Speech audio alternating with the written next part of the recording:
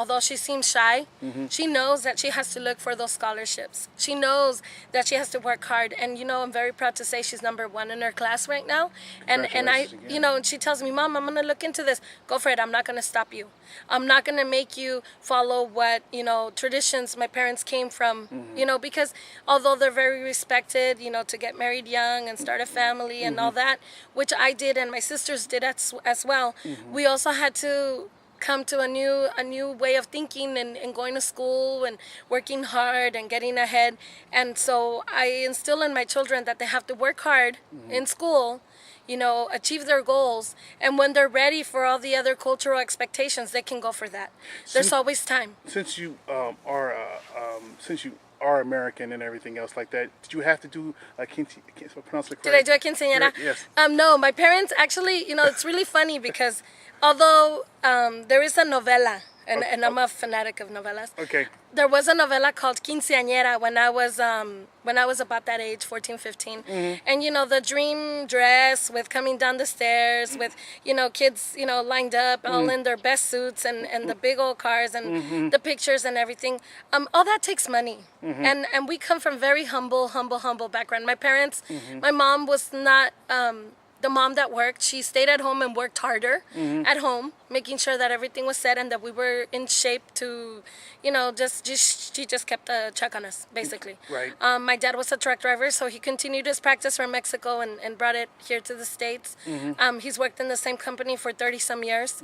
You know, I really got to say that one thing that my parents have always taught us is to really go through life and pay for what you can.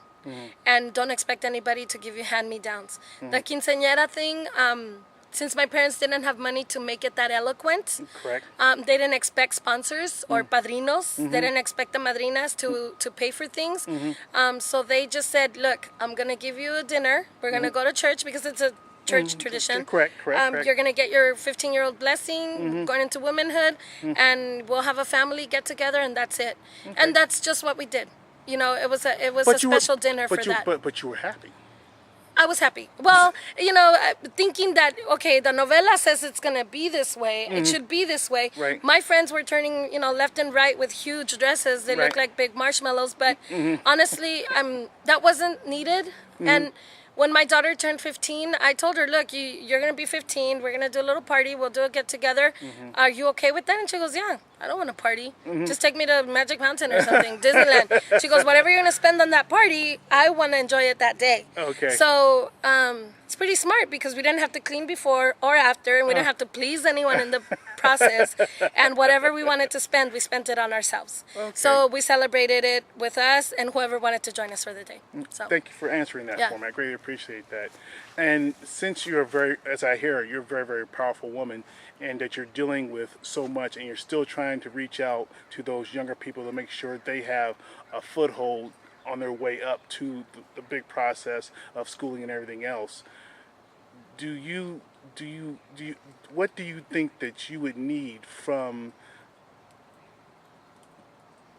support from the state, which they're not giving, because they're cutting so many different programs? They're destroying art programs, music programs. They are, one of the things that I think that it's illegal, in the school site councils, and where I am in their school site council, they separate the Latinos from the school site council. Latinos have their own school site council, and then we have the school site council for everybody else. And I think, and since we're all taking Title I, why is that so? That seems kind of unconstitutional to split somebody away because they speak a different language and a different culture, but we're all supposed to be Title I people. So if we're all Title I, why don't we all speak together? Why are they splitting us apart? And I sort of think it's sort of unconstitutional that they're doing stuff like that. My take on that is, you know, as parents, we have to be active in our community. Correct. We can't just wait for the kid to bring the paper home, sign it, and then send it back up. I know we're all tired. We all have a busy lifestyle. But I think it's on the parents to demand their presence in those meetings.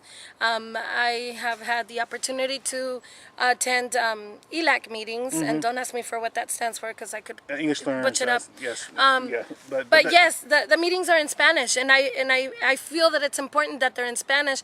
but also integrate that meeting into the regular school council meetings, so that, you know, yes, it's gonna make a longer meeting. It's gonna make a longer meeting because, you know, I could see opposition where, you know, why are we gonna say it in English and Spanish? Well, because parents need to be informed, and kids. I mean, let's face it. They don't always translate. I mean, a lot is lost in the translation, especially if it's not done with care. Right. And usually kids don't want to be bothered, and we live in a society where everybody's in a hurry. So I feel that parents, I'm very, very impressed with the parents in our community. I've seen a lot of parents that are, you know, even if they don't have a car, they're walking around with their kids all over town, even if it's 100 degrees out here, because they want to be involved in their students' success. And if anybody wants to say that, you know, Latinos are lazy about that, no, we're not. Either we're busy working, or, you know, you have parents that don't have the means or don't understand the language, or sometimes, you know, kids are raising themselves. Right. Brothers and sisters are raising themselves. Why? Because they're, you know, at times are tough. And yes, you went back to cutbacks. You know, we're facing a time where it used to be not correct to have